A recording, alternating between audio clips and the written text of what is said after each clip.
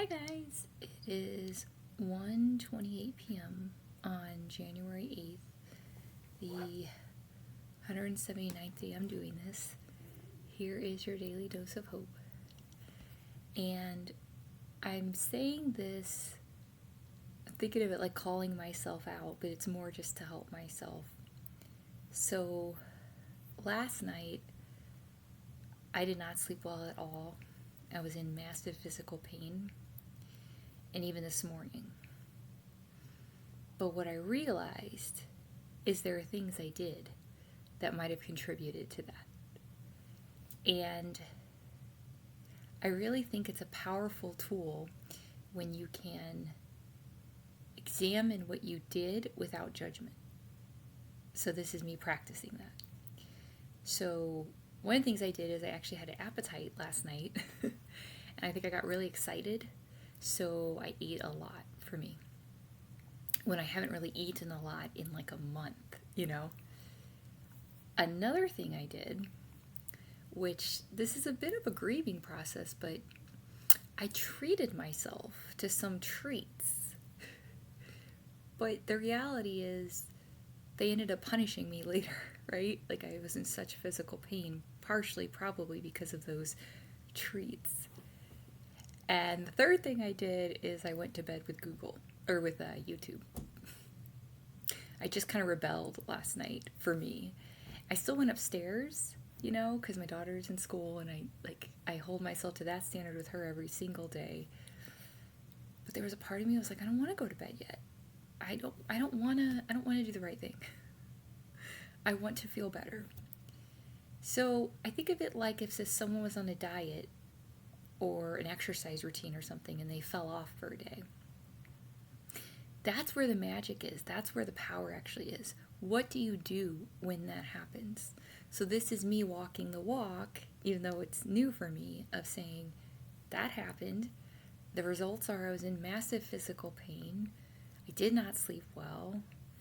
And, but the cool thing is when I woke up, the first thought I thought was like, well, today's a wasted day. And then I thought, it doesn't necessarily have to be, right? And the facts are I've done a meditation. My tapping for today was about how I prioritize and value my sleep. I was like, yeah.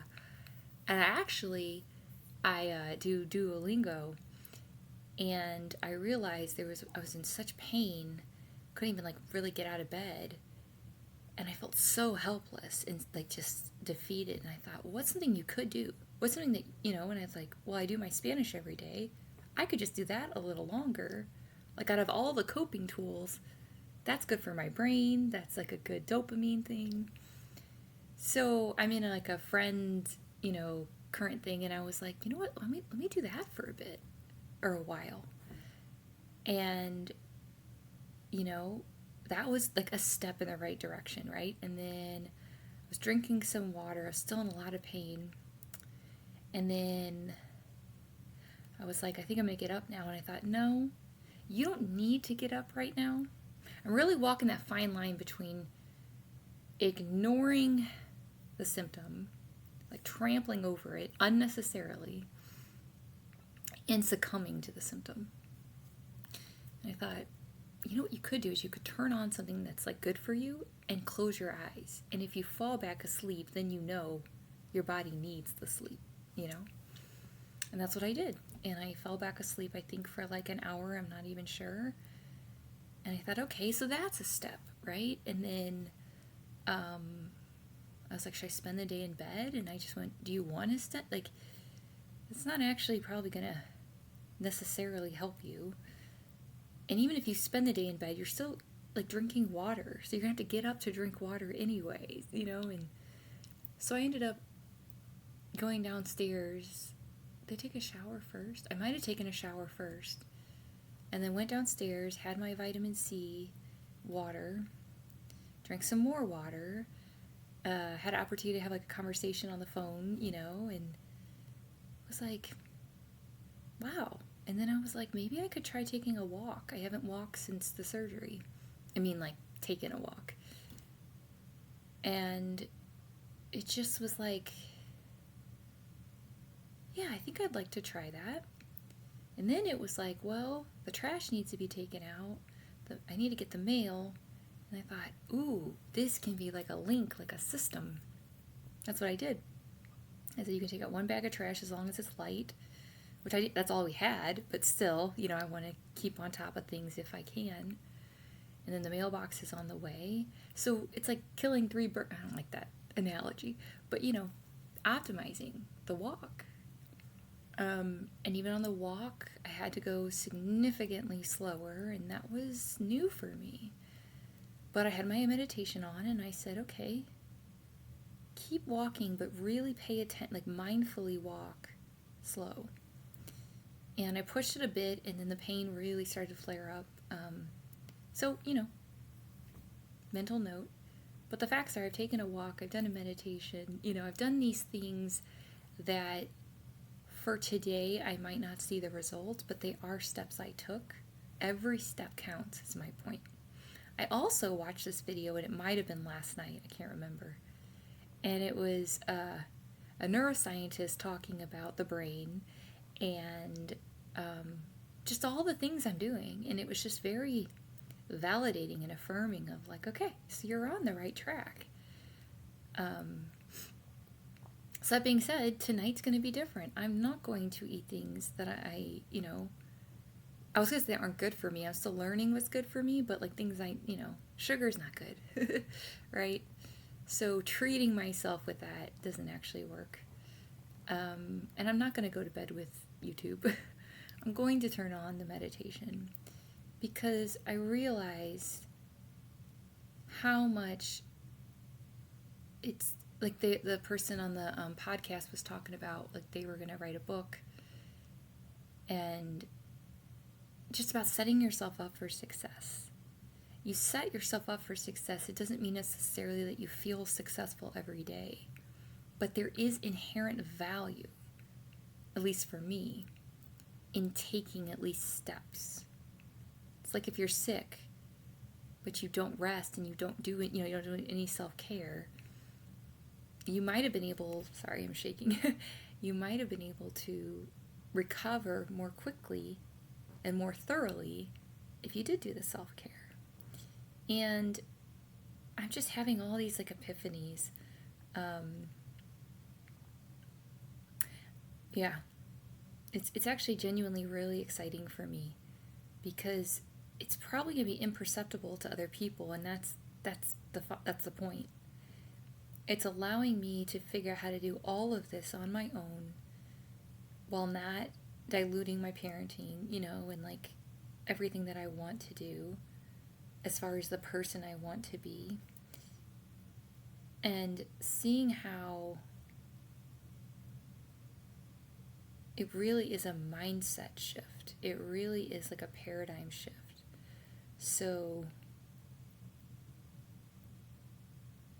I think because the plate was kind of cleared with me with the surgery, that's why I felt the contrast so sharply and so painfully of like, this is not the right path, right? Like I'm in physical pain even right now. Well, that's because of choices I made last night. Why did I make those choices? Because I realized that I was doing things in an order that doesn't support me the best. So again, I consider awareness a gift in spiky paper, but ultimately I'd rather have that awareness. I really would. And I was watching stuff yesterday even just about how we create our reality. And, she was talking about that from a neuroscientist point of view of we don't see with our eyes, we see with our brain. Our brain filters out things. And it's just, for me personally, it is so fascinating and is so relevant.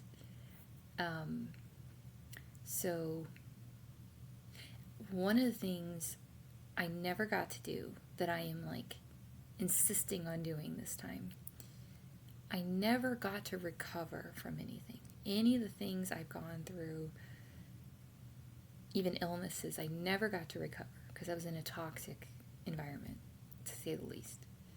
And that was like the first several decades of my life, like it truly, the whole thing. This year, I'm going to recover. And recover doesn't mean staying in bed all day. It means sustainably figuring out how to sustainably make traction, you know? So I'm proud of myself because I'm not sweeping under the rug how I felt last night and this morning, but I'm also didn't let it control my entire day. And I'm using it as a win to be like, okay, what are you going to do differently tonight? So instead of it either becoming a spiral or ignoring it, I'm using it as like feedback. And I did say that, you know, that my goals for this year are experimentation and foundation.